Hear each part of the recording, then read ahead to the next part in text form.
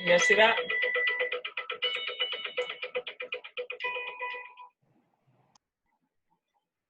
In this training course, you will be reviewing multiple topic areas related to sexual harassment. At the end of the module, you will be asked to complete a learning application quiz. You are allowed unlimited attempts on each quiz question, and you are required to pass the quiz with a score of 100%.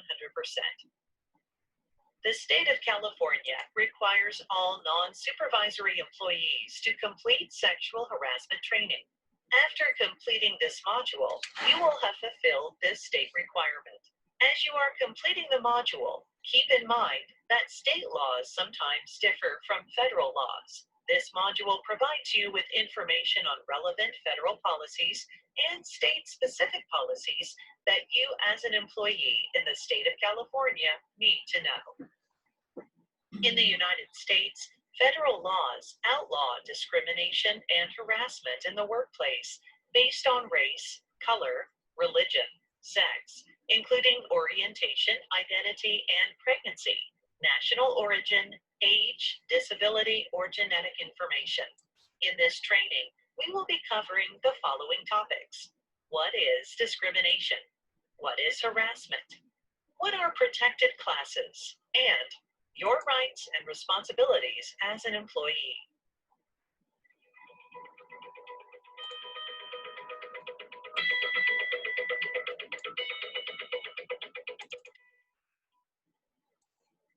There are several separate federal laws that make discrimination unlawful in the workplace. The Civil Rights Act of 1964, Title VII, the Age Discrimination in Employment Act, ADEA, the Americans with Disabilities Act, ADA, and others. The U.S. Equal Employment Opportunity Commission, EEOC, enforces most of the federal laws that prohibit workplace discrimination. Unlawful discrimination occurs when there is unfair or unequal treatment of an individual or group of a protected class. Discrimination in the workplace against job applicants and employees violates federal and, in some cases, state law. Unlawful discrimination occurs whenever the employer makes a work decision based on the unlawful criteria of protected class, including hiring and firing, compensation, assignment, or classification of employees, transfer, promotion, layoff or recall, job advertisements, recruitment, testing, use of company facilities, training and apprenticeship programs, fringe benefits, pay, retirement plans, disability leave, or other terms and conditions of employment. Harassment is one type of discrimination under Title VII. Harassment is unwelcome conduct that is targeted at an individual or group of a protected class. To be unlawful, the conduct must create a work environment that would be intimidating, hostile, or offensive to reasonable people. The EEOC defines harassment as 1. Enduring the offensive conduct becomes a condition of continued employment, or 2. The conduct is severe or pervasive enough to create a work environment that a reasonable person would consider intimidating, hostile, or abusive. It is unlawful for someone in a workplace to harass an employee, an applicant, an unpaid intern or volunteer, or a person providing services pursuant to a contract. While many people associate harassment with sexual harassment, harassment is unlawful when based on any of the protected classes. California law expands upon the definition of severe or pervasive and will be covered later in this module. Sexual harassment is one form of harassment, which is a form of discrimination. It is unlawful to harass a person, an applicant or employee, because of that person's sex. Harassment can include sexual harassment or unwelcome sexual advances, requests for sexual favors, and other verbal or physical harassment of a sexual nature. Harassment does not have to be of a sexual nature, however, and can include offensive remarks about a person's sex. For example, it is illegal to harass a woman by making offensive comments about women in general. Both victim and the harasser can be any gender, and the victim and harasser can be the same gender. California's sexual harassment law is part of the California Fair Employment and Housing Act. The California Fair Employment and Housing Commission, FEHC, is authorized to enforce this state law. To be actionable, harassment is unwelcome conduct that is severe or pervasive, meaning severe enough to alter an employee's workplace experience, even though the conduct occurred only once or rarely, such as sexual assault or a stray remark. Previously, the doctrine of a stray remark would not succeed a claim, but under California law, this has changed. Or, when it is pervasive enough to be more than merely an accidental or isolated event, becoming a defining condition of the workplace. Examples might include repeatedly rubbing against an employee's body or persistent aggressively charged comments. To be harassment, the conduct must also be unwelcome. This means that the person did not invite or participate in the conduct. For example, mutual sexual flirting or mutual sexual joking is not harassment because it is not unwelcome. Acts of unwelcome conduct include the following: offensive images and displays, posters, calendars, or websites. Verbal conduct, such as jokes, innuendos, slurs, degrading comments, or requests for inappropriate favors. Verbal harassment may consist of either offensive remarks or offensive statements of a discriminatory nature, unwelcome comments about a person's appearance or clothing. Physical conduct, such as touching, crowding, rubbing against, blocking, or leering. A sexual advance could be unwelcome if it is rejected initially, it is initially accepted and later rejected, or if acceptance is coerced. This is the most challenging situation, a circumstance that looks consensual, but in fact is not. Coercion is using force or threats to persuade or leverage someone, contrary to their own interest. This type of behavior may be inflicted physically or psychologically. Coercion is against the law. Unwelcome conduct need not be directed at the complaining employee. They may, in certain instances, simply be made in their presence. Unwelcome conduct that is severe or pervasive harassment creates a hostile work environment.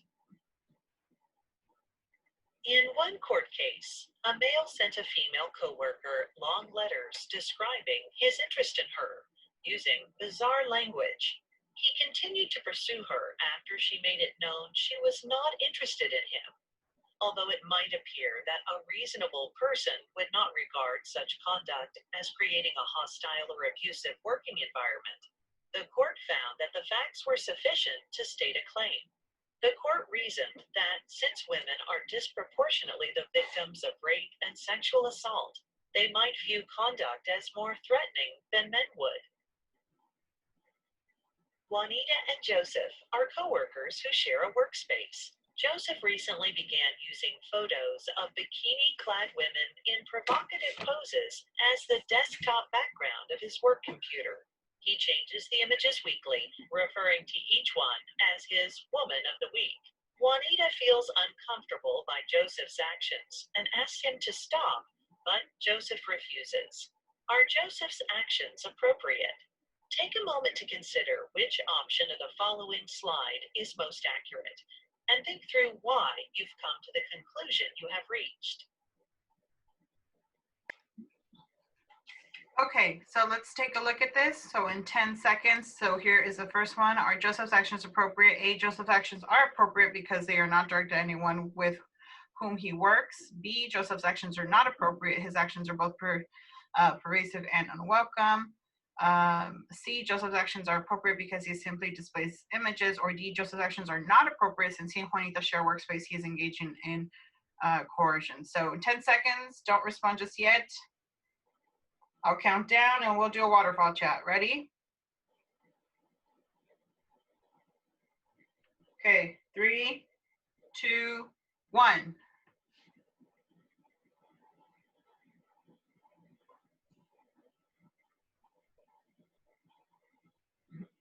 Okay. It looks like most people have shared B, so we can try B. Yes. Let's see what it says. Let's try B. That's correct. Good job. Okay, we can continue. Answer B is the correct answer. In order for conduct to be considered harassment, it must meet two criteria. One, it must be severe or pervasive, and two, it must be unwelcome.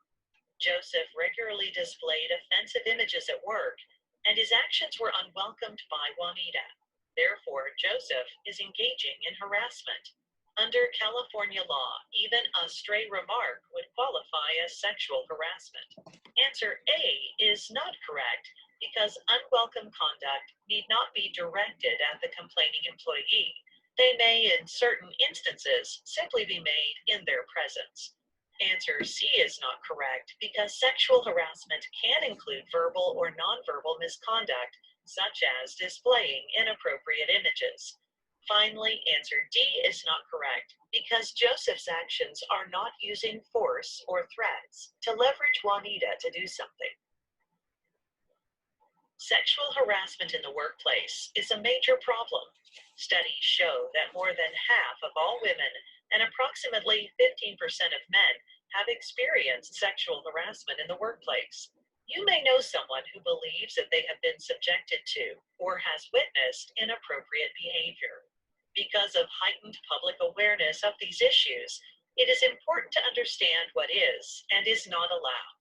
Sexual harassment is commonly referred to as either hostile environment sexual harassment or quid pro quo sexual harassment. Let's begin by discussing hostile environment. United States labor law considers a hostile work environment a form of harassment. Hostile conduct goes beyond rudeness or casual joking. Conduct and speech may be considered hostile when it has reached a level of intimidation, offensiveness, abuse, ridicule, or relentless teasing. Hostile environment sexual harassment is manifest in various behaviors, such as unwelcome sexual advances, requests for sexual favors, job-related threats for rejecting sexual advances, and other verbal, visual, or physical conduct of a sexual nature that has the purpose or effect of unreasonably interfering with an individual's work performance, or has the purpose of creating an intimidating, hostile, or offensive working environment. This type of harassment may be engaged in not only by management or supervisors, but also by coworkers or other persons who are not employees. Behavior considered to be hostile in a court of law is not only qualified by a person's subjective basis, but also a reasonable people basis. A common question is, can one joke constitute a hostile sexual harassment environment? The answer, in most cases, is no. However, the key is to realize that each act must be examined in light of all the surrounding circumstances, including the viewpoint of the alleged victim. Sexual harassment also includes quid pro quo harassment, unwanted sexual advances, requests for sexual favors, and other verbal, visual, or physical conduct of a sexual nature that is unwelcome. A common form of this type of harassment is when a supervisor or manager offers an employment benefit or even continuing employment in exchange for sexual acts with an employee. Recent legislation provides clarification by stating that sexually harassing conduct need not be motivated by sexual desire. Therefore, it is important to remember that an employee can engage in sexual harassment even if they claim to not be attracted to the victim they are harassing. The California Fair Employment and Housing Act includes a requirement for training on the prevention of abusive conduct in the workplace. What is abusive conduct? Abusive conduct, aka workplace bullying, is malicious conduct that a reasonable person would find hostile, offensive, and unrelated to an employer's legitimate business interests. Abusive conduct may include repeated verbal abuse, such as the use of derogatory remarks, insults, and epithets, repeated verbal or physical conduct that is threatening, intimidating, or humiliating, or repeated gratuitous sabotage or undermining of a person's work performance. Additionally, harassment is conduct motivated by a protected characteristic. Abusive conduct has no relationship to any protected characteristic. A single act shall not constitute abusive conduct unless especially severe and egregious. Dominique is the only female who works at her workplace.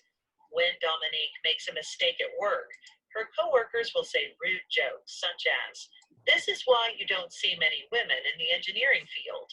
When she gets angry at her coworkers' jokes, they often say things such as, "Women are so sensitive." What kind of sexual harassment, if at all, are these employees subjecting to Dominique? Take a moment to consider which option on the following slide is most accurate, and think through why you have come to the conclusion you have reached. Here's our next question. What kind of sexual harassment, if at all, are these employees subject to, Dominique? So A, hostile environment, B, quid pro quo, C, both hostile environment, quid pro quo, or D, none of the above. They're not engaged in sexual harassment. So you got 10 seconds and we'll do another waterfall chat.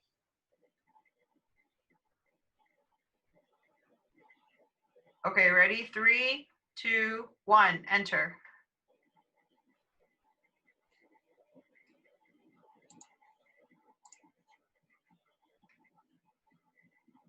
Okay, it looks like most people chose A. Awesome. Answer A is the correct answer. The employees' jokes are both offensive and target a specific sex, so they are creating a hostile environment through sexual harassment. Remember, it is illegal to harass a person by making offensive comments about gender in general. The costs associated with sexual harassment complaints can be devastating. Money paid to settle claims or to satisfy court judgments reduces the amounts that could be paid in salaries, raises, and employee benefits. A large judgment could cause a company to close its doors. All employees have a stake in maintaining a workplace free of discrimination and harassment. The monetary costs of sexual harassment are not just assessed against companies and organizations as employers. The California Supreme Court has decided that you, as an employee, can be held individually liable for sexual harassment.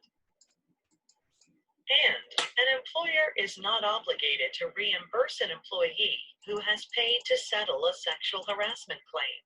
The court has said that sexually harassing conduct is outside of the scope of an employee's duties, and that the employer has no obligation to indemnify its employee for the cost of such misconduct. What does this mean? Simply this: you might be forced to pay the price for your misconduct with the loss of your home or other personal assets. Monetary costs are in addition to the emotional toll these claims exact on marriages and family harmony. Nathan has been accused of sexually harassing his coworker, Ben, at work. Ben plans to pursue legal action against both his employer and against Nathan for the sexual harassment he experienced. Can Nathan be held individually liable in the event that he is found guilty of sexually harassing Ben? Take a moment to consider which option on the following slide is most accurate, and think through why you have come to the conclusion you have reached. All right, can Nathan be held individually liable in the event that he is found guilty of sexual harassment of Ben? A, yes, Nathan could be held financially liable in the state of California if he is found guilty, or B, no, only employers can be held liable if sexual harassment occurs within the workplace. You got 5 seconds. 5, 4, 3, 2, 1, enter. All right, looks like the answer, people are responding to A.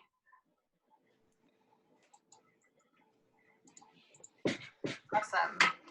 Great job.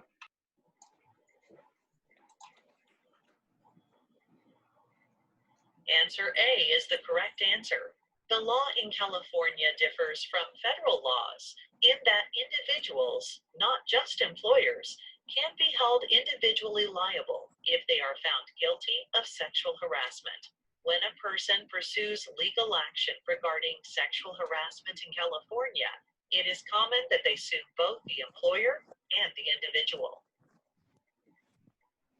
Given the stakes involved in mismanaging sexual harassment, let's look at some common myths that some believe to be true, myths that cause potential liability. It is a myth that if intentions are good, the behavior isn't harassment. For instance, they didn't mean anything by it, they hug everyone. It is also a myth that cursing or foul language isn't considered harassment. It is not true that the victim and the harasser must be of the opposite sex. It is a myth that a subordinate cannot sexually harass a supervisor if the supervisor has the authority to fire the subordinate. It is not true that using a disparaging term to describe an employee is not sexual harassment if such terms are common practice in a particular industry. For example, when speaking to or about a female employee at a car dealership and saying, "You sure know your cars," for a woman, may be considered sexual harassment. It is also false that if a person dresses or behaves in a certain way, they are asking to be sexually harassed. The following are also common myths about sexual harassment. Saying no is usually enough to stop sexual harassment. People who sexually harass others are usually motivated by sexual attraction and desire.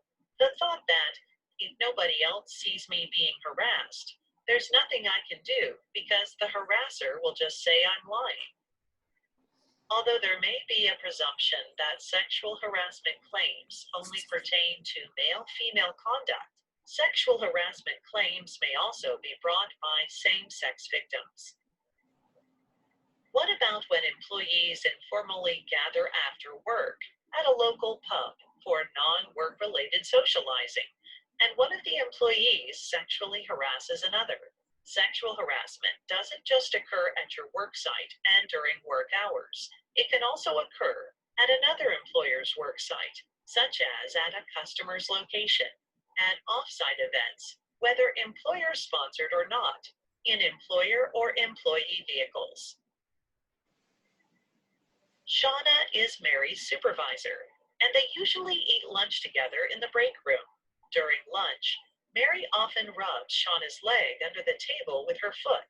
Shauna has expressed that Mary's actions make her uncomfortable, but Mary simply laughs at Shauna's discomfort and does not stop.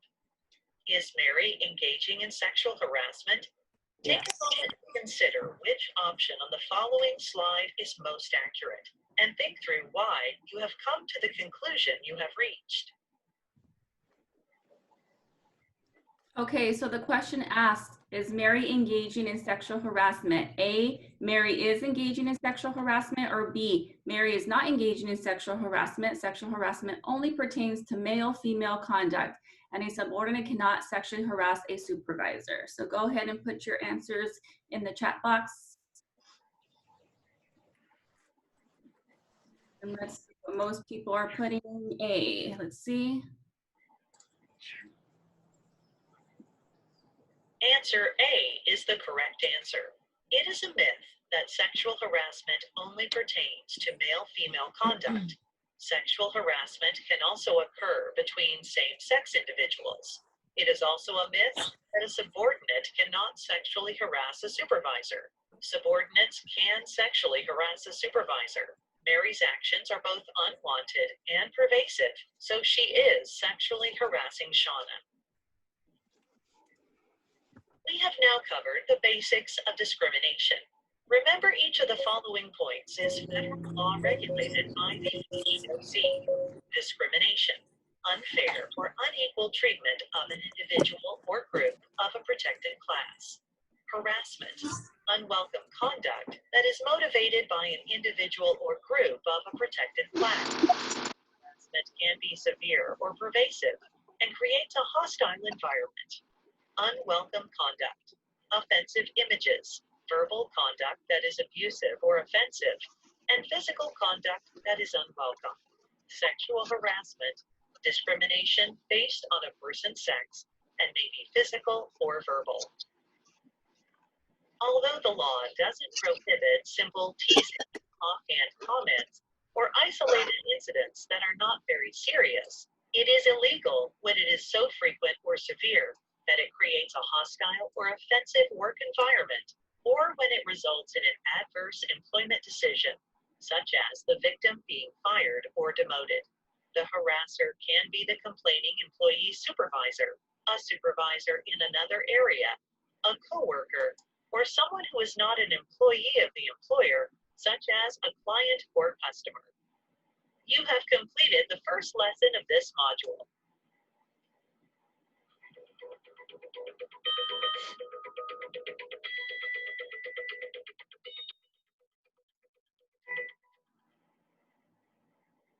The law and your employer forbid discrimination when it comes to any aspect of employment, including hiring, firing, pay, job assignments, promotions, layoff, training, fringe benefits, and any other term or condition of employment. You might think of it this way. Employment discrimination is when someone in the workplace makes any decision on the unlawful criteria of protected class. Remember that protected classes are sex, including sexual harassment, gender, sexual orientation, sexual identity and pregnancy, genetic information, age, religion, race and color, national origin, and disability. So at work, you can't use any of these criteria to make a decision. In addition, you cannot harass another worker based on these things. Individuals who are associated with any of these aforementioned protected classes are also protected from discrimination and harassment based on their association. In this lesson, we will go into further detail on each of these protected classes. Sex discrimination involves treating someone, an applicant or employee, differently or harassing someone because of that person's sex. Harassment can include sexual harassment or unwelcome sexual advances, requests for sexual favors, and other verbal or physical harassment of a sexual nature. Harassment does not have to be of a sexual nature, however, and can include offensive remarks about a person's sex. For example, it is illegal to harass a woman by making offensive comments about women in general. Both victim and the harasser can be either a woman or a man, and the victim and harasser can be of the same sex. Discrimination against an individual because of gender, gender identity, including transgender status, or because of sexual orientation, is considered sex discrimination. California specifically prohibits discrimination or harassment based on gender perception, gender identity, or sexual orientation, and harassment motivated by a person's sexual orientation can be a violation of Title VII federal law. Employers can be held liable for sexual harassment when employees are subjected to slurs or other communications based on gender stereotypes. The FEHA defines gender as sex and includes both gender identity and gender expression. The law prohibits discrimination in the workplace on the basis of one's gender identity, how the person sees themselves as male, female, both, or neither. Under the law, an employee must be permitted to dress consistent with the employee's gender identity and expression.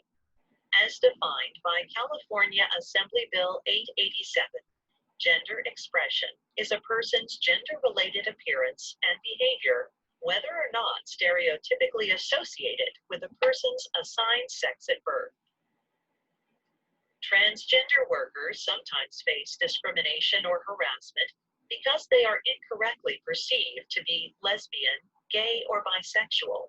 California's FEHA prohibits sexual orientation discrimination, including discrimination based on perceived sexual orientation. Transgender people are those whose gender identity differs from some of the social expectations for the physical sex they were born with.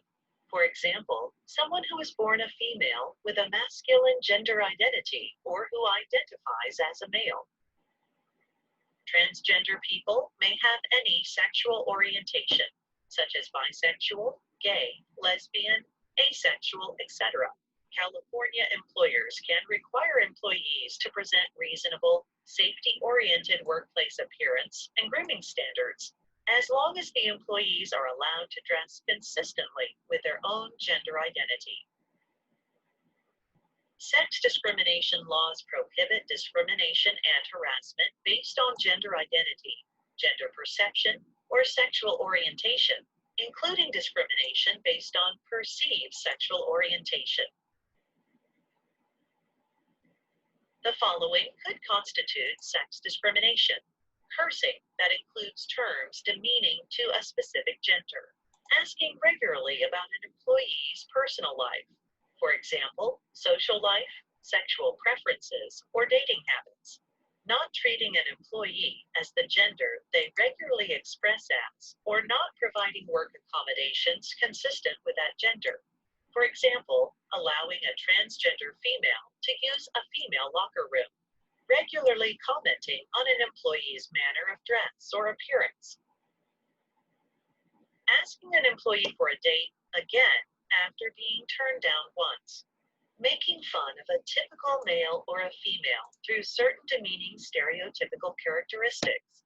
What one employee means in jest may be perceived as an insult by another. Discussing an employee's physique or dress, even when the employee is not within earshot. Asking a subordinate on a date in ways that a reasonable person would find coercive. Making fun of an employee because of their sexual orientation or perceived sexual orientation. Demetria is a transgender woman who recently made her transition known at work. When her coworker Karen learned of Demetria's transition, she hid the key to the women's restroom, forcing Demetria to use the men's restroom instead. According to California state law, are Karen's actions appropriate? Take a moment to consider which option on the following slide is most accurate and think through why you've come to the conclusion you have reached. Okay, so according to California state law, are Karen's actions appropriate? A, yes, Karen's actions are appropriate. Employees have the right to make such judgment calls. Or B, no, Karen's actions are not appropriate. Karen is engaging in sex discrimination. So go ahead and put your answers in the chat. B, correct.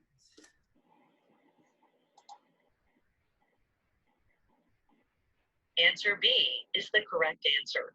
The state of California prohibits discrimination and harassment based on gender perception, gender identity, and sexual orientation by taking away work accommodations consistent with the gender with which Demetria identifies. Karen is engaging in sex discrimination according to state law. Pregnancy discrimination is a form of sex discrimination and involves treating a person differently because of pregnancy, childbirth, or a medical condition related to pregnancy or childbirth. The Pregnancy Discrimination Act, PDA, forbids discrimination based on pregnancy when it comes to any aspect of employment, including hiring, firing, pay, job assignments, promotions, layoff, training, fringe benefits, such as leave and health insurance, and any other term or condition of employment. If someone is temporarily unable to perform their job due to a medical condition related to pregnancy or childbirth, the employer or other covered entity must treat them in the same way as it treats any other temporarily disabled employee. For example, the employer may have to provide light duty, alternative assignments, disability leave, or unpaid leave to pregnant employees if it does so for other temporarily disabled employees. Additionally, impairments resulting from pregnancy, for example, gestational diabetes or preeclampsia, may be disabilities under the Americans with Disabilities Act, ADA. An employer may have to provide a reasonable accommodation, such as leave or modifications that enable an employee to perform their job for a disability related to pregnancy. Under the Pregnancy Disability Act, PDA, an employer that allows temporarily disabled employees to take disability leave or leave without pay must allow an employee who is temporarily disabled due to pregnancy to do the same. If an employer requires its employees to submit a doctor's statement concerning their ability to work before granting leave or paying sick benefits, the employer may require such statements. An employee is eligible for up to 4 months of leave per pregnancy. That leave need not be taken in one continuous period. The employee shall be entitled to utilize any accrued vacation leave during this period of time. Reasonable period of time means that period during which the employee is disabled on account of pregnancy, childbirth, or a related medical condition. It is also illegal for an employer to interfere with, restrain, or deny an employee's exercise of their right to take leave due to disability by pregnancy, childbirth, or related conditions. An employee's right to take leave for pregnancy disability is found in the FEHA. Pregnant employees may have the right to take additional leave under the California Family Rights Act, CFRA. Some tell pregnant employees they must schedule their doctor's appointments before or after work, while others berate the pregnant employee for missing work because they are sick or exhausted. Still, other employers accuse pregnant employees of hiding their pregnancy during the hiring process. Such conduct may be construed as interfering with a pregnant employee's right to take leave. While these comments are pervasive, they can constitute a hostile working environment. Interference with leave and hostile environment may constitute separate legal claims under the FEHA, thereby increasing the likelihood that a complaining employee may recover damages, including attorney's fees, if they file a complaint against their employer. Monica and Paris are co-workers who collaborate together often to complete projects at work. Monica is pregnant and plans to use her 4 months of maternity leave upon giving birth to her baby. Paris, worried about an approaching deadline for a project, begins to discourage Monica from taking leave. She regularly makes comments such as, "I wish I could get out of doing all this work by getting pregnant and taking a 4-month vacation. Is Paris engaging in discrimination?" Take a moment to consider which option on the following slide is most accurate and think through why you have come to the conclusion you have reached. So the question is Paris engaging in discrimination? A, no, Paris is simply venting her frustration about a situation over which she has no control. Or B, yes, Paris is verbally harassing a member of a protected class for being pregnant and discouraging her from taking her allowed leave. So go ahead and put A or B in the chat. Most people are putting B.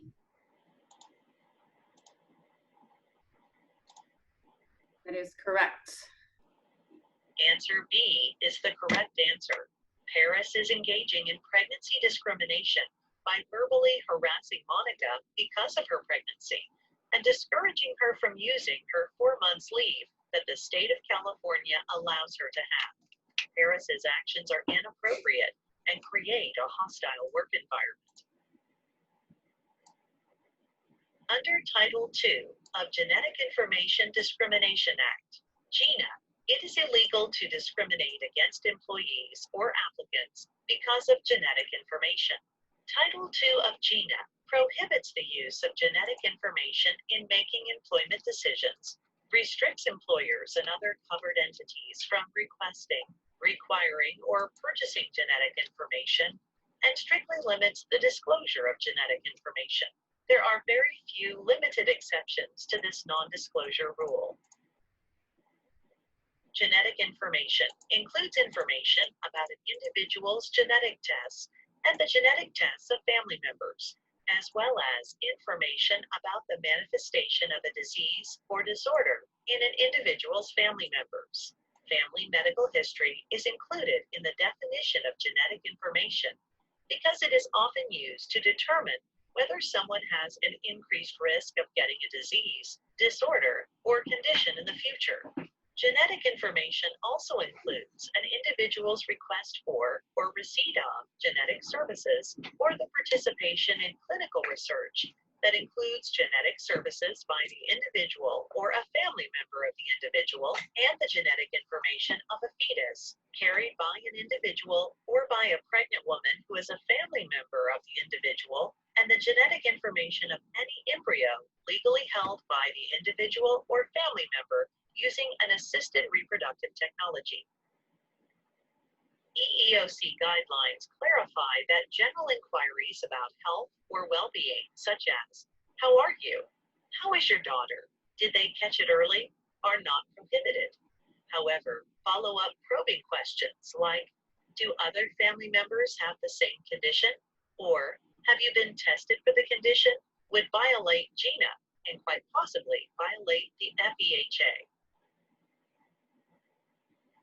Age discrimination involves treating someone, an applicant or employee, less favorably because of their age. The Age Discrimination in Employment Act, ADEA, only forbids age discrimination against people who are age 40 or older. It does not protect workers under the age of 40, although some states do have laws that protect younger workers from age discrimination. Harassment can include, for example, offensive remarks about a person's age. It is not illegal for an employer or other covered entity to favor an older worker over a younger one, even if both workers are age 40 or older. Discrimination can occur when the victim and the person who inflicted the discrimination are both over 40. At the age of 25, Wesley is the youngest person at his workplace.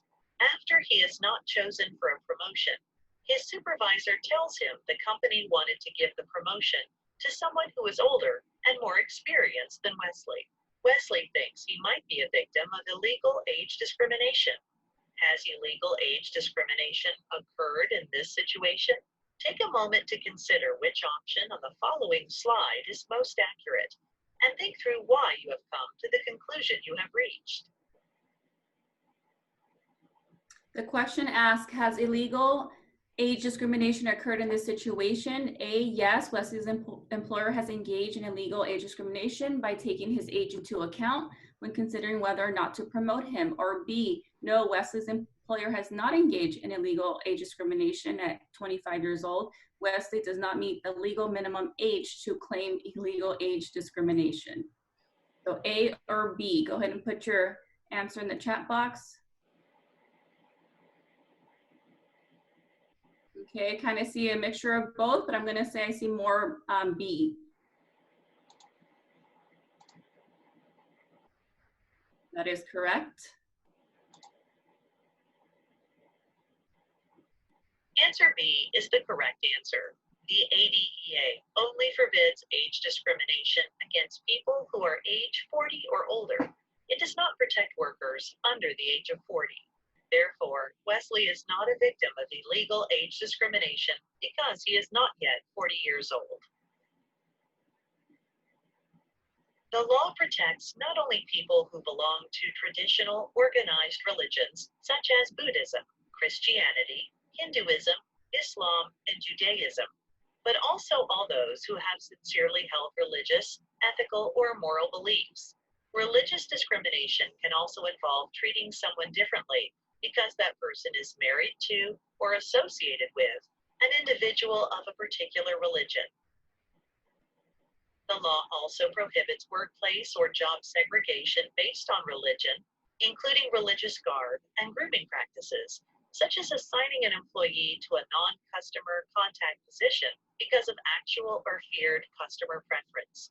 The law requires an employer or other covered entity to reasonably accommodate an employee's religious beliefs or practices, unless doing so would cause more than a minimal burden on the operations of the employer's business. This means an employer may be required to make reasonable adjustments to the work environment that will allow an employee to practice their religion. Examples of some common religious accommodations include flexible scheduling, voluntary shift substitutions or swaps, job reassignments, and modifications to workplace policies or practices. When an employee or applicant needs a dress or grooming accommodation for religious reasons, they should notify the employer that they need such an accommodation for religious reasons.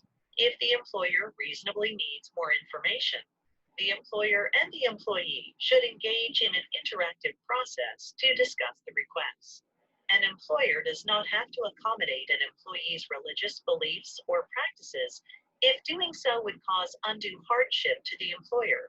An accommodation may cause undue hardship if it is costly, compromises workplace safety, decreases workplace efficiency, infringes on the rights of other employees, or requires other employees to do more than their share of potentially hazardous or burdensome work.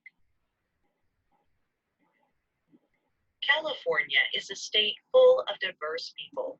You may experience working with many diverse nationalities, and not all may be citizens of the United States. California employers are prohibited from discriminating against employees on the basis of their race, ethnicity, ancestry, national origin, or citizenship. Examples of discrimination include affiliation, physical or cultural traits, perception, and association. It is unlawful to harass a person because of that person's race or color. Race discrimination involves treating someone, an applicant or employee, differently because they are of a certain race or because of personal characteristics associated with race, such as hair texture, skin color, or certain facial features. Color discrimination involves treating someone differently because of skin color complexion. This could include, for example, racial slurs, offensive or derogatory remarks about a person's race or color, or the display of racially offensive symbols. An employment policy or practice that applies to everyone, regardless of race or color, can be illegal if it has a negative impact on the employment of people of a particular race or color and is not job-related and necessary to the operation of the business. For example, a no-beard employment policy that applies to all workers without regard to race may still be unlawful if it is not job-related and has a negative impact on the employment. The Immigration Reform and Control Act, IRCA, makes it illegal for an employer to discriminate based on an individual's citizenship or immigration status.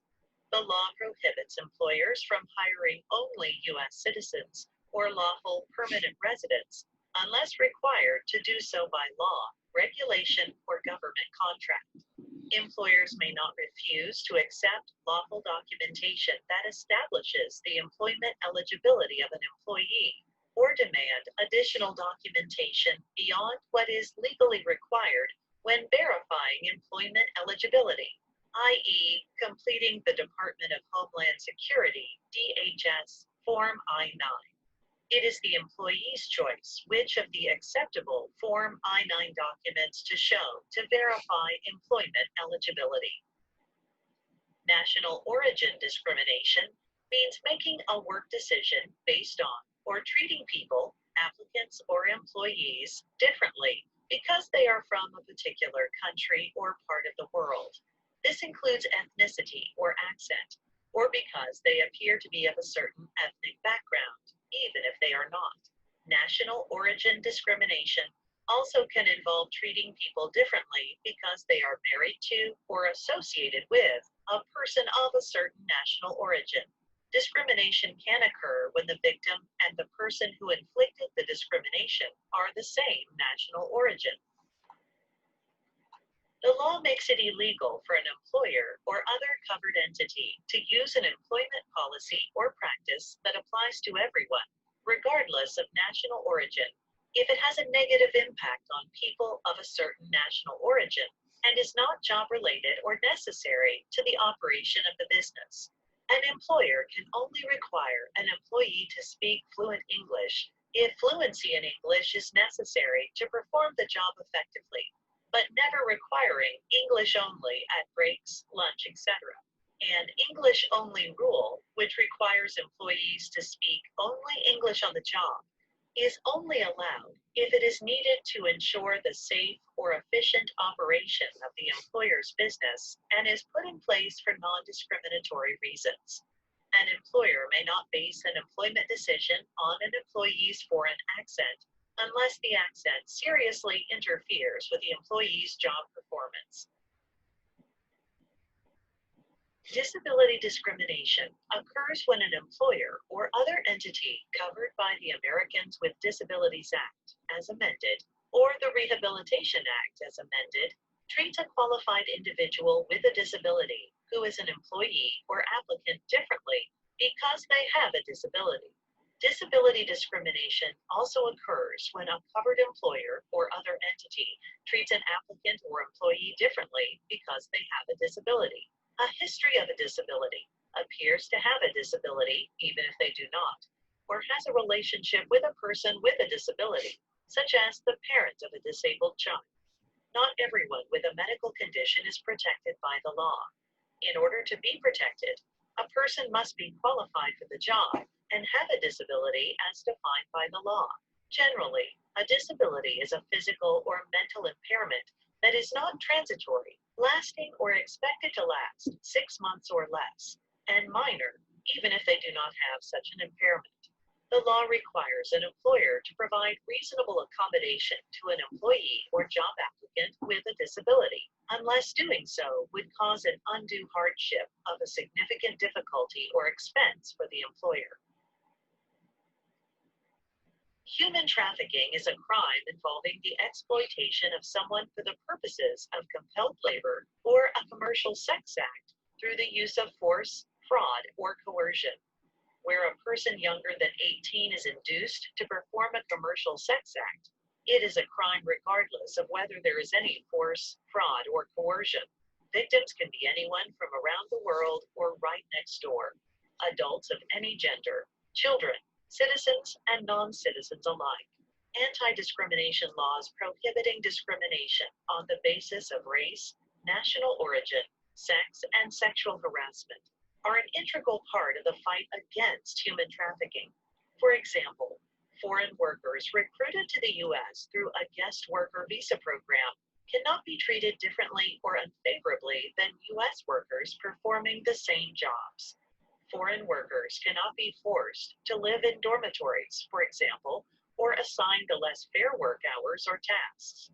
When these sorts of decisions happen, employers may be violating not only criminal laws, but also the anti-discrimination laws enforced by the EEOC.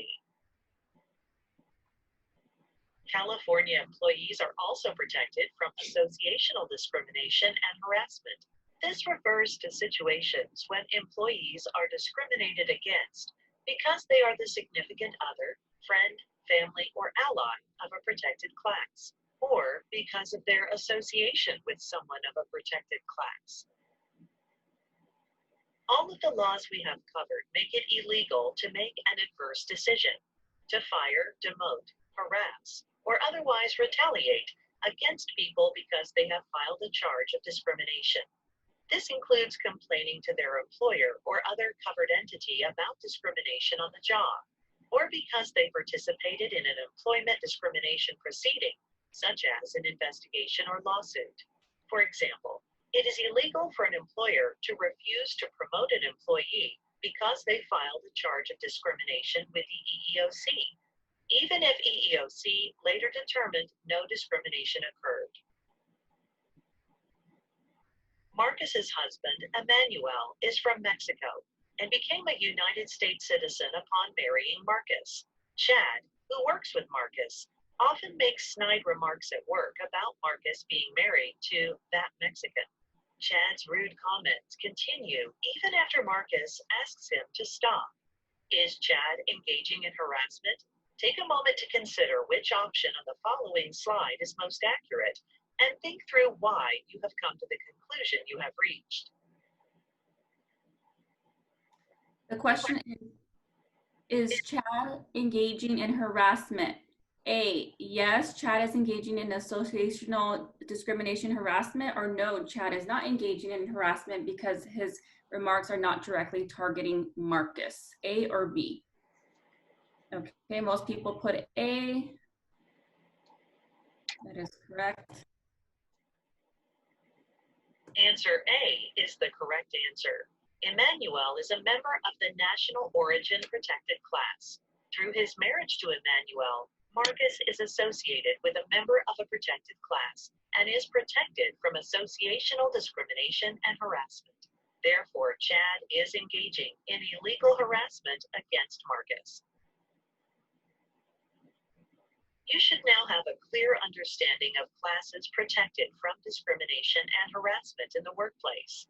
Remember that protected classes are sex, including gender, gender identity, sexual orientation, sexual harassment and pregnancy, genetic information, religion, race, color, national origin, age, and disability. You yourself as an employee also have obligations. Be aware of your personal behavior in the workplace and respect others around you. Your unwelcome conduct may be reported by a fellow coworker, whether directly or indirectly made to an individual.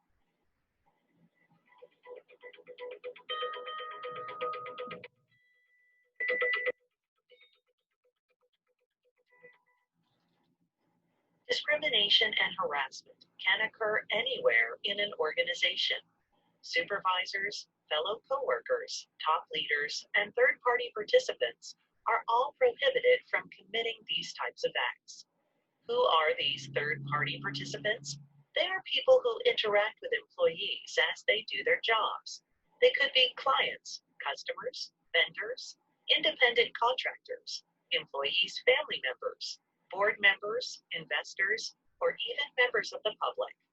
Therefore, it is important that you, as an employee, report any instance of harassment, no matter who is engaging in the harassing behavior.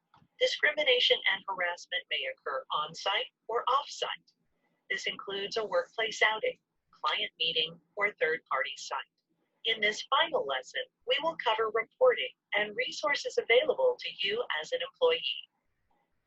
When challenged with a situation of discrimination and harassment, you should communicate to an offender that their behavior is unwelcome and request that it be discontinued immediately. This practice is likely to resolve the behavior.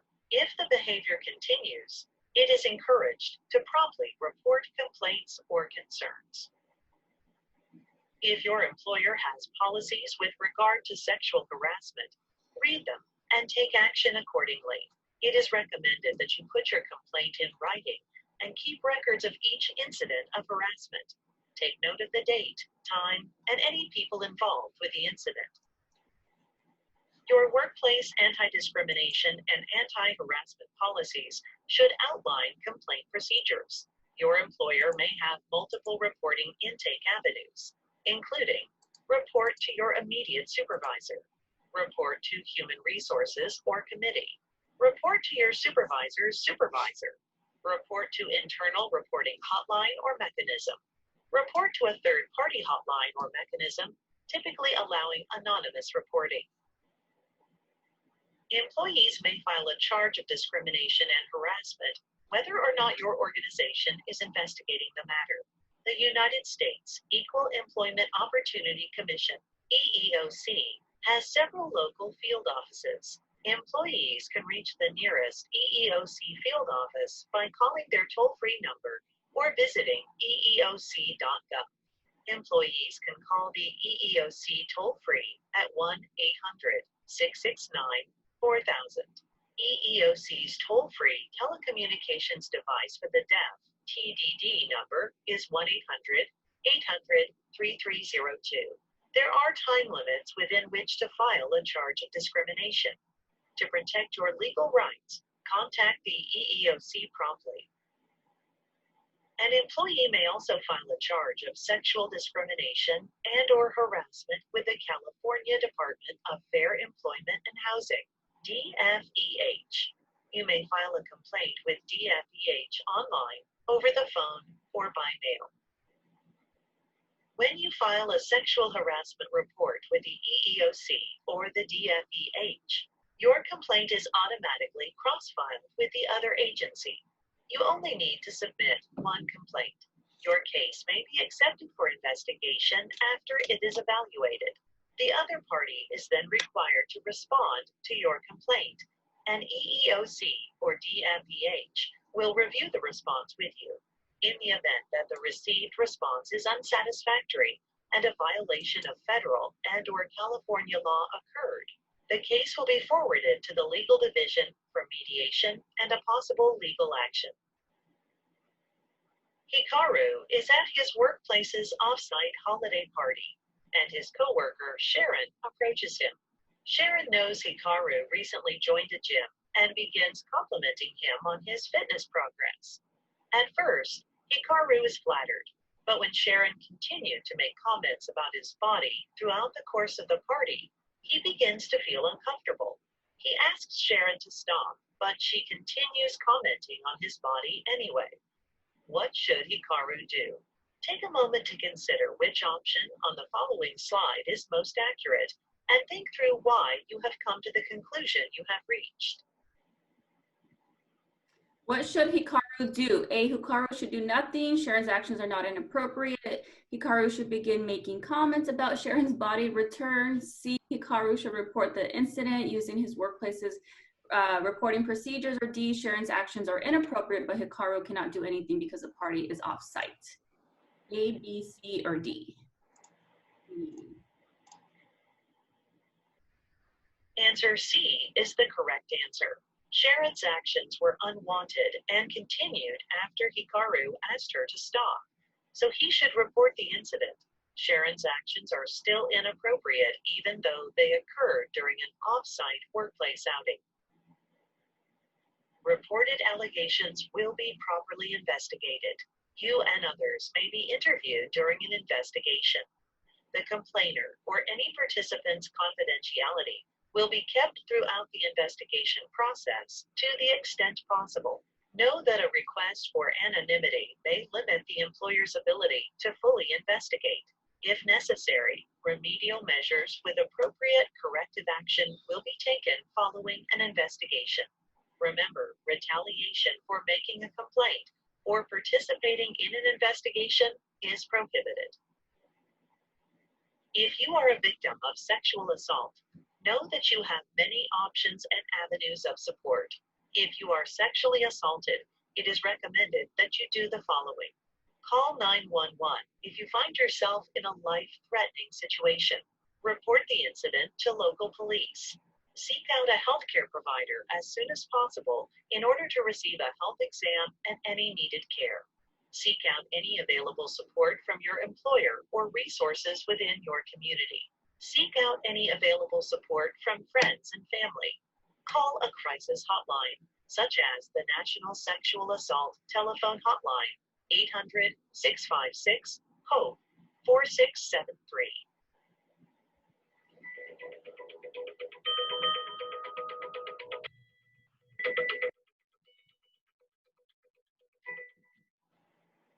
You should now have a better understanding of discrimination and harassment in the workplace.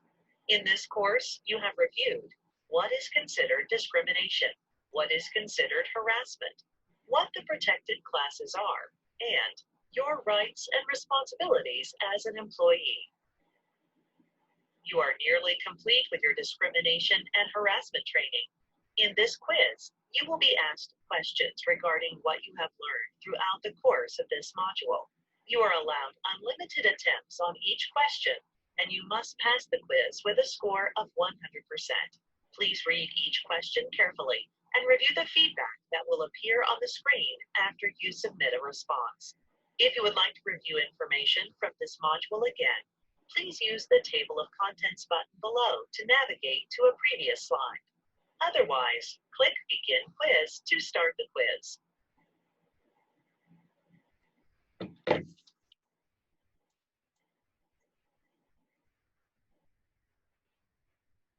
Okay, are we doing this, Kelly? Yes. Okay, federal law defines discrimination as disciplining someone that is considered an individual of protected class, paying one person. Do you want me to read each one, Kelly, or just have them? Yeah, read them quickly though.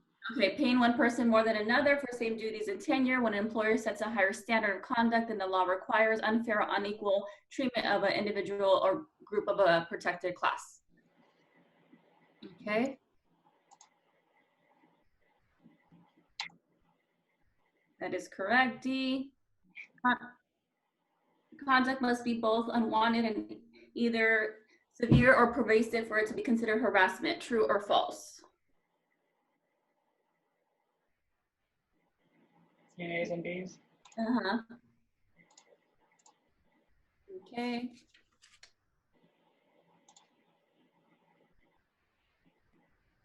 Federal law defines harassment as physical threatening conduct that includes touching, grabbing, shaking, or hitting someone, unwelcome conduct targeted at a protected class, sometimes called workplace bullying, and is with intent to sabotage an employee, verbal threatening conduct that includes offensive language or threats directed at someone. To B's. Mm-hmm.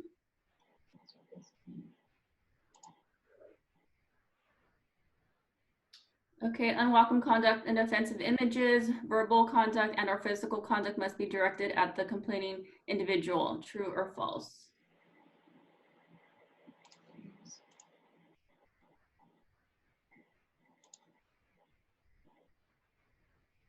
Federal law defines sexual harassment as a discrimination or harassment based on someone's sex has occurred, sexual behavior in the workplace is occurring, a supervisor and employee are dating, someone of the opposite sex discriminates or harasses someone based on their sex.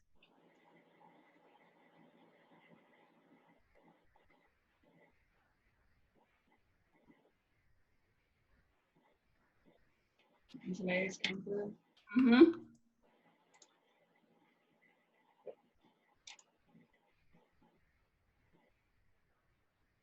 Okay, the law protects all of the following under sex discrimination except sex and gender, gender identity, marital status, sexual orientation. Okay, lots of C's.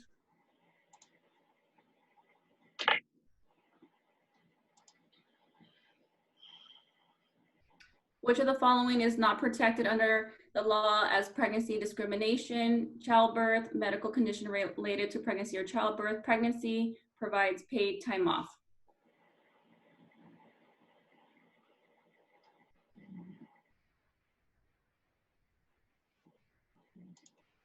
Say B's. Mm-hmm. Yep.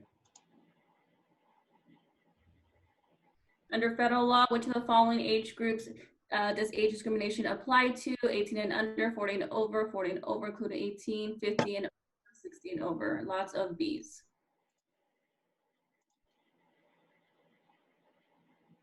The law addresses which of the following under religious discrimination, segregation, dress and grooming practices, associational discrimination, reasonable accommodations, or all of the above. Lots of E's.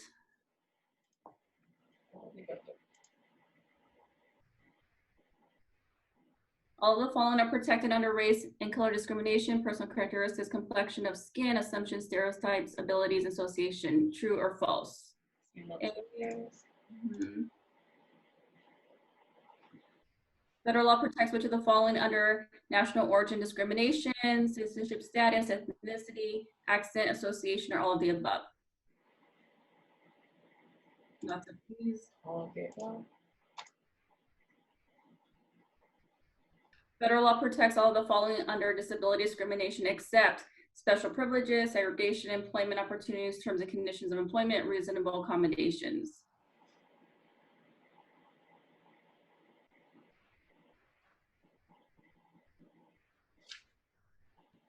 Okay. A's. I see lots of A's. Special. Anyone with a medical condition is protected by federal law, true or false?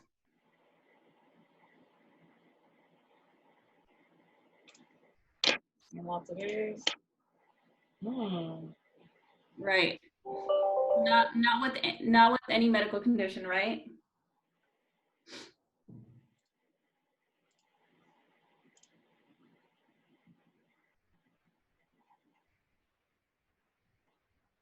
It has to be, needs to be defined by the law. Question 14, under federal law, human trafficking only applies to underage commercial sex, true or false? Lots of B's.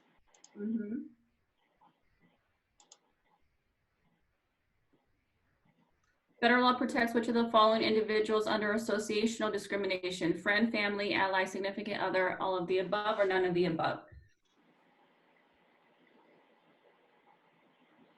Lots of B's.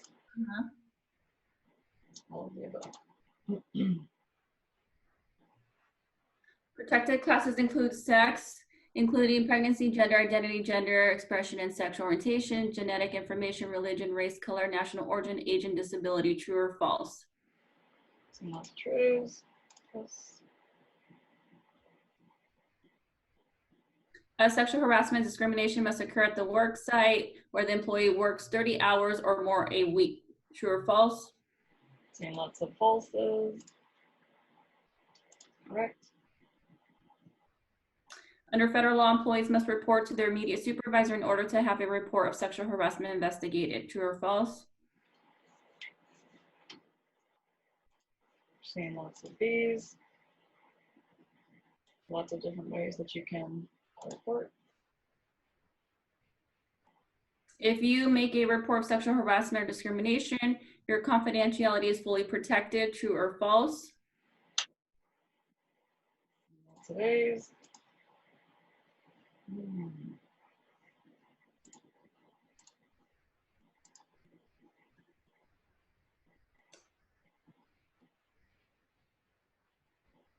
Yeah. Has to read that.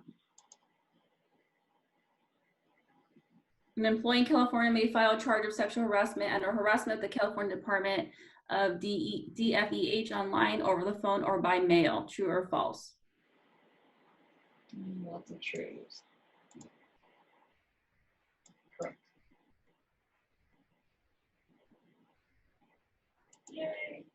Yay.